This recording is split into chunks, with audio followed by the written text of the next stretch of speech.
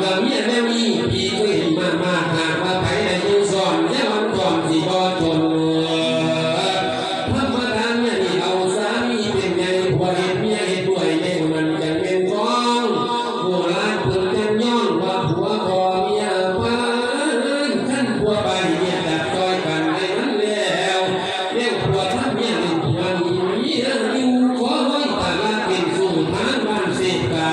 ม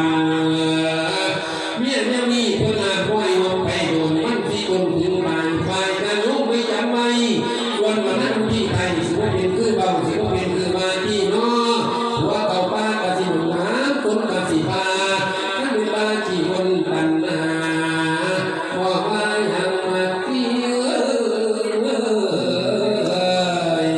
เอาวันสิเอ้ยพี่เราจะเป็นน้องใจจะคงเสือบาได้มาสิเด้อจะแป้งเขาแป้งของไปผมก็ให้ไปนั่งกินพระเจ้าพีผมเลยละน้องลาแต่บางนั่งกินเดียวดีใจของพระเจ้าพีแล้วน้องเราต้องซี่ทำให้เจอกันเสียง